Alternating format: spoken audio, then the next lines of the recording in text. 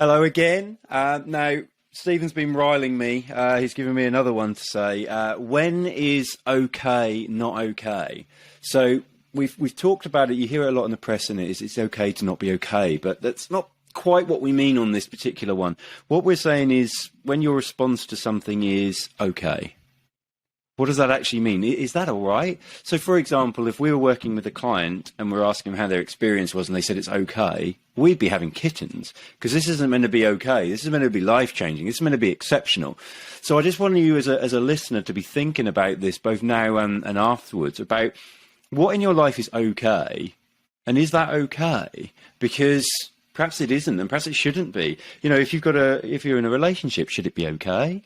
You know, we get on okay? No, probably not. If you're in a business partnership, is that relationship okay? Is the business doing okay? You know, I don't want to labour the point too much, but I just wanted to get our thoughts really on that because Stephen suggested it as an idea, and I thought, yeah, no, that's a nice one. I'll get that started, and then I want to know why Stephen had that idea. So, what do you think? What's wrong with being okay?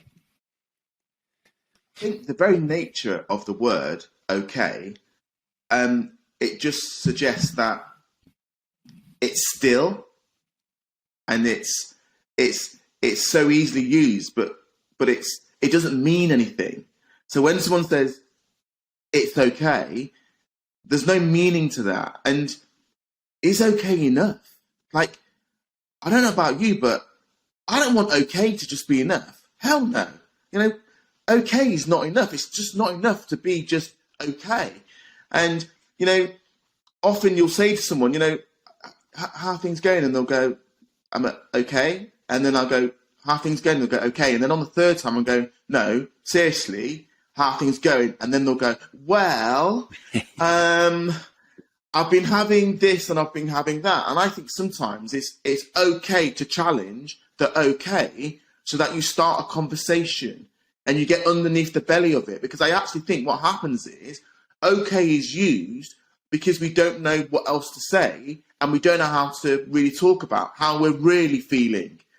And I think sometimes the okay is the opportunity to start that conversation. And if you think about mental health, and especially in men, where, you know, we've all had the conversation, the macho man living in, you know, the macho environment, not being able to talk about their feelings, and so forth and so forth. So my challenge is, if you have a friend and they're using the okay, let's get behind the okay and find out what's actually going on. Because okay is not okay. You know, and what you're doing is you're opening it up for that person to have a conversation.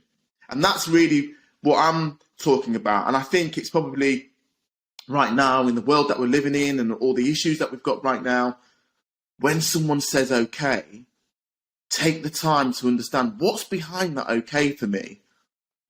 Does that kind of make sense, Oliver? Yeah, no, absolutely. And it's weird. I'm going to do a shameless plug here, but I sponsor a fan channel called Talk Norwich City. So any Norwich City fans listening, do check it out. But Jack and Chris have got, the two lads behind it, have got a very interesting story. So they both lost parents young, and they are also victims of a lot of trolling. And sadly, not from opposition fans, that would be bad. But the real bad thing is they get trolled a lot by Norwich City supporters. Now, you would think, oh, how traumatic for them, how stressful. And look, yeah, I'm not going to pretend that every single time it's easy for them. And obviously, I've witnessed some of it. But you know what the amazing thing they do? Most of the time, when they're in the best mindset they can be, they reach out to those people and say that privately. They don't tend to argue with them publicly in the chat. They'll reach out to them and say, look, seriously, for you to say something like that, no, life in your world can't be great. I don't think you're okay. Do you want to have a chat? I'm always there for you. Because you never know what's going on in someone's world. So, you know, some people act out poisonously and on the internet, and it's quite obvious that something's wrong with them because no one acts like that if they're in a good place. But actually, someone who's saying okay, or you know, or yeah, I'm all right, or whatever their words are, in exactly the same potential position. They just might be masking it a little bit better. They're not acting out on their frustrations. And I thought, you know, from two lads half my age, that was just such a powerful thing to witness them do, probably most weeks, to be fair. But they know what it's like because they've been at some of their darkest points in life. And I think if someone that young can do it, and like I say, some of the stuff they have to put up with is totally unacceptable, but that their actions are to aim to help. That's so powerful. But yeah, exactly that point. You do not know what's behind that okay, do you? Because if you choose, hopefully after listening to this, when you hear somebody say okay, that should now trigger something in you to be like, well, what does that really mean? And you'll go about it in the way that's most appropriate, I imagine. And you just never know what that might lead to. You know, there's so many people, you know, I'm not talking, I don't want to go too extreme with sort of suicide, but obviously that is one very extreme action that can happen, but also people just making bad decisions, you know, financial decisions, which are just going to get them in trouble, relationship decisions, all these sorts of things, which you just never know. That intervention you've had, like with when Jack and Chris at Talk Norwich City intervene with someone, I know they've turned people round. They have had massive impacts on them. They changed lives throughout COVID. They did some really cool stuff when people were all locked down, which for single people was a nightmare. And I know Jack and Chris were really aware of that. And to see what they did just really reinforced the point you're making. So it's why it resonated with me a lot when you said it, because checking in on everybody, I know it's not new news now, but it's still not happening anywhere near enough. And it's listening out for the signs, isn't it? And something like okay and all the equivalent words for it is exactly that. It's the trigger that we should be listening out to say, maybe they're not saying what they actually feel, and perhaps they're as far away from being all right or okay as they could possibly be. So I think that's how it landed with me. Is that kind of what you intended? Absolutely, Oliver. And that, you know, I know we hear this word quite a lot, you know, a safe place, and I'm not sure if there ever is a safe place. I think we can make a place safer. And I think that okay sometimes is around trying to create a safer place for that person to be able to talk about what's behind the okay. And, you know, I liken it a little bit to an onion. You know, sometimes that okay is the onion before you peel it. So you've just bought the onion, it's the onion before you peel it. And what you're doing with going behind the okay is you're pulling layers off the onion and going deeper. And invariably, the person that's just said okay, you're giving them the opportunity to talk more. And as they talk more, they feel better. You know, it's so amazing, this art of communication, this art of talking. I'm not saying that it deals with the problem. I'm not saying that the problem goes away. But what I am saying is, by going behind the okay, you allow someone to actually talk about how they're really feeling. And by talking about how they're really feeling can really help them start to deal with that scenario, or start to deal with what they're feeling inside, or start to deal with, you know, I know that when my father died last year, I kind of lied a lot to people. When they were asking me, I would do I'm okay. But it wasn't until, you know, I was really pressed, I kind of felt, I'm actually not okay. And there's some things that I probably need to talk about. There's some things that really resonate with me on his death and on the day of the funeral. And, you know, if this triggers anyone, what I'd like to say at this point is, you know, come and reach out to me or Oliver, come and talk to us, because I think anyone listening to this now, it will absolutely trigger. And from 2 points, really. It will trigger the person that's hearing the okay and going deeper, and it will trigger the person that's just said okay, to say, gosh, I maybe need to really talk to someone because I'm not okay. Does that you know, how do you feel about what I've just said, Oliver? Yeah, absolutely. Because one of the things I was going to sort of jump in there is that Stephen and I are really keen to make sure this isn't some sort of marketing pitch for us. Of course, it's personal brand, it's exposure. We're not idiots. But at the same time, when we say reach out, we're not saying reach out, boom, we turn on the charge. We say reach out, have a chat with us. We might not be the right people to help you, but we will listen, and we will certainly know where to point you, what we can do. We're perfectly aware that there's some people who won't be able or willing to pay for this sort of thing. That's not where we're at. What we're looking to do here is establish a community of support. And I when I was listening there and I was thinking about what you said, one of the things I always talk to people, not always, but I often mention it, is that I'm a coach. I don't like the name, actually, coach. I don't love it because it's got a lot of negativity in it, because there's a lot of people out there who aren't any good at what they do, but they call themselves a coach. So that comes with a bit of baggage. But more importantly, if we flip it round, everybody's coaching. They don't realise it. Like I've talked in the past about being a really crap manager, but I was still coaching. I was full on coaching there because I was leading by example, coaching, mentoring, whatever you want to call it. So you can do this. And one of the simplest tricks towards coaching, and it's not really a trick, it's just listening. And you talked about it there. Don't feel the need to fill the void. Don't feel like you have to give your version of it. Don't tell them that you feel like you have to understand, because that's the thing. And I still have it now. The temptation is to go when someone's talking to me about something with all the things that I think about me and how it would affect me and how I would do it. And the thing that we've learned more and more over time, certainly anyway I have, it's taken a bit of time to do it, is to not do that, because it is irrelevant. It's just their chance. It might be the first time they've ever had to speak about something that's really on their mind, and that might be all they need right there and then, is to just get it. I call it bloodletting. Obviously, it's not a new thing. That's just what I call my clients. Sometimes they just ring up. The first 10, 15 minutes of a call is just them just going, bleh, and I just sit there listening. But then I've made some notes, so it shows that I've listened powerfully because I've understood, I've heard, and then I challenge at the right time. But they just needed to get all this stuff out because they had nowhere else to turn. And you doing that, when someone says, I'm okay, you push them and say, are you really? And they eventually give in. Just listen. If you can do just that, and you don't have to have an answer for them, do not have to fix their problems. Part of it is listening. That definitely strikes a chord with me, because we can all coach. You know, you do not have to go and see professionals like us. You just need to find someone who's willing to listen. Obviously, we are happy to help. Disclaimer.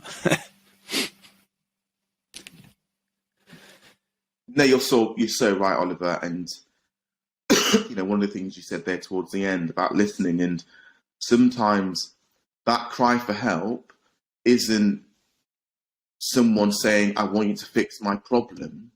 That cry for help sometimes is, I want someone to listen, because it's all in my head at the moment and I haven't been able to articulate it and talk about it and get it out. And sometimes by listening, you allow the other person to talk about something that they can start to then understand it, because they're talking about it. Before that point, it's just in their head. And I don't know about you, Oliver, but if something's just in your head and you can't actually get it out, it's 50 times worse, because it's in your head. So you can't sleep, you can't think properly, you get headaches, all of these things because you haven't been able to talk about it. So sometimes it is as simple as just listening. And I often say this, as corny as it sounds, there's a reason why we've got one mouth and two ears. Yeah. So just think about that for a moment. There's a reason why we've got one mouth and two ears. And that is because actually we should listen far more than we talk. And I do think it's probably a skill that we undervalue, which is listening, because then listening then fits into the other thing that I talk a lot about is time. The greatest gift as a human we can give to another human is our time. And listening is all about time. It's about creating that time. It's about creating that safer place that I spoke about, but it is about giving the time. And it's precious. It really, really is precious. And try that. Why not this Christmas, instead of buying someone a gift that they have no intention of using whatsoever, give them some of your time for Christmas and just see their reaction. What do you think to that, Oliver? Yeah, no, I love that. And I mean, if you feel like that would just be a little too corny to just give them time, take them out for a meal, give them a voucher for you and them to go out and have a couple of hours together where and your intention there is to just go there and listen to them. Absolutely. No, I love the idea of that. And I go back to, the lads at Talk Norwich City, the fact that what they did there is they just heard the person. The person was really venting out and they just really wanted to be listened, and they decided that the only way they could be heard is by being poisonously vile online. And that's awful. It's not a great human quality, but let's imagine how desperate they've got, that's how they feel they get attention, and that's how they think they feel better, by they think they've upset somebody. But just having that person come back and say, do you know what, that's that's worry for me, that you're feeling like this, that you feel the need to take that out on me, because do you know what? It literally has no impact on me, because they've got used to it by now. But for you to do that, it actually has an impact on me in reverse, because I feel sorry for you. And it disarms them. So if they're just a poisonous troll who doesn't want to do anything other than be miserable to people, it kind of makes them disappear. But more often than not, there's a bit more in it. And being their sponsor, I've called some people out on what they've done, and they've ended up in full apologies and things like that, because they're just in a bad place, So absolutely, because the amount of worthless tat that people are going to be getting, especially, this particular year, Christmas is going to be a bit tough. At the time of recording this, it's the first time we've been noticing utility bills going up and up and up, and cost of living going up and up and up. It's banded around. So, something much more powerful, which is effectively free in terms of cost, would be a great little gift. And there's lots of little clever ways you could do that. Like I say, take them out for a meal or something like that. But 100%, I agree with that. And also, linked to that, when people are not sharing the stuff, I can talk of a client of mine only a few days ago, got an email, was a poorly worded email from someone above them, but they'd taken it this way.